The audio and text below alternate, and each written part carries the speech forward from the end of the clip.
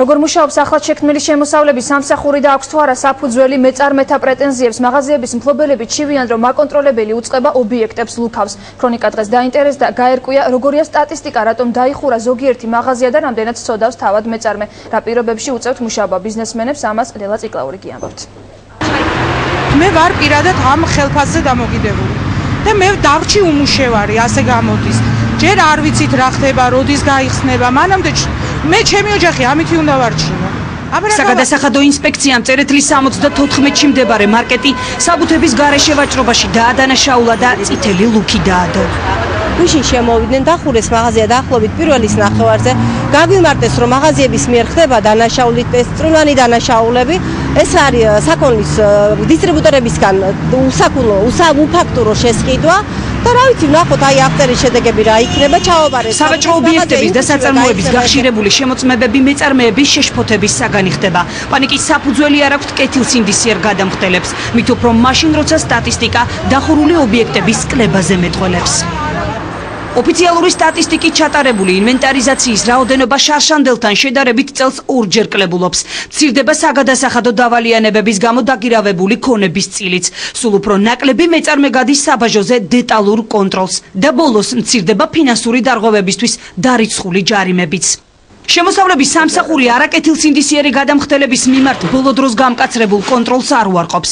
თუმცა უწყების ხელმძღვანელი იმასაც ამბობს, რომ დღეს ბევრი ბიზნესმენი სწოდავს.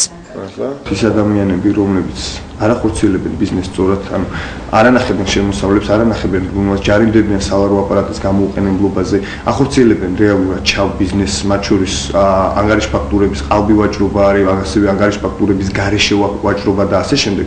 ეს ადამიანები სამომავლოდ მათ ბევრი პრობლემა ექნებათ, იმდანაც რამდენადაც როგორც ბანკი ერთის მხრივ არ აძლევს კრედიტს, მეორეს მხრივ ძალიან ბევრი ინსტიტუციონალური პრობლემა ხდება სახელმწიფოსთან შემოწმების შემთხვევაში. დალუქების მიზეზი ხშირად გადასახადების დამალვა, შავი ბუღალტერია, სალარო აპარატების გამოუყენებლობა და საბუთების გარეშე ვაჭრობა ხდება. არ გინდა ზედმეტები? არა, საკონტროლი. არა, საკონტროლი. 125 ლარი დავა. ზედმეტები აღარ უნდა? არ გასწავლოდი. ზედმეტები საერთოდ დერეგრე ხა 48-ზე დაგე. შეკრა რამდენი? 12 წელი. გინდა საბუთი დაგიწევ ჩეკი რამე? არა. პრობლემა არ არის, მე დავიწევ.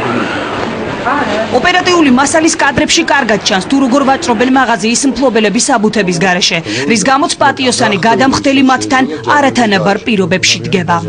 თქმა უნდა, კონკურენციის კუთხით, ვინც არაპატიოსანი გადამხდელია, მე უპირატესობა აქვს, იმიტომ რომ მას უბრალოდ რესურსი აქვს მეტი ამ შემთხვევაში, მაგრამ თუ გავითვალისწინებთ იმ რისკ მენეჯმენტის ფაქტორს, რომელიც ემუქრება მის ფირმას, რა თქმა უნდა, მას არ აწყობს ყოფნა არაპატიოსთან. ზოგადად ნებისმიერ ბიზნესმენს, რაც ნაკლებ გადასახადს გადაიხდის, მით ურჩევნია თავისთავად, ხო? ამიტომ რომ ფინანსთა სამინისტრო არაკეთილსინდისიერ გადამხდელებთან მკაცრია, თუმცა მათთან მიდგომებს ცვლის.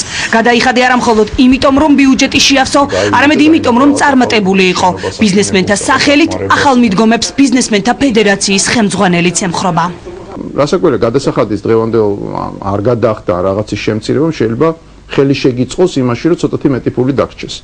მაგრამ ეს ყველაზე მეტად რასაც ხელს უშლის არის გრძელვადიან ბიზნესის განვითარებას. ანუ ის ფაქტობრივად შენ ამ შემთხვევაში ბიზნესს კი არ აკეთებ, ფულს შოულობ დღევანდელი დღისთვის.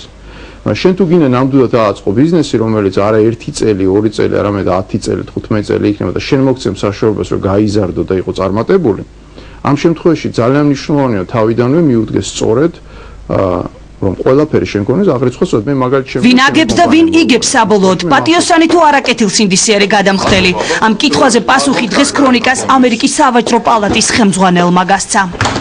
მაღალი ხარისხის ინვესტორები საქართველოში ჩამოსვლისას ეძებენ ისეთ კომპანიებს პარტნიორებად, რომლებსაც საგადასახადოსთან პრობლემები არ აქვს. უპირატესობას ანიჭებენ ისეთ კომპანიებს, რომლებიც არ აწარმოებენ შავ ბუღალტერიას და ყველა პროცედურას გამჭვირვალედ ატარებენ. მით უფრო მაშინ, როცა ქვეყანამ გადასახადების ადმინისტრაციას საგრძნობლად გაამარტივა. არაკეთილსინდისიერი გადამხდელებისთვის შემოსავლების სამსახური მკაცრი ზომების გატარებას განაგრძობს. იმ მეწარმეებს კი, ვინც გადასახადებს დროულად და დაუფარავად იხდის, უწყება მცირე გადაცდომებს შეუნდობს.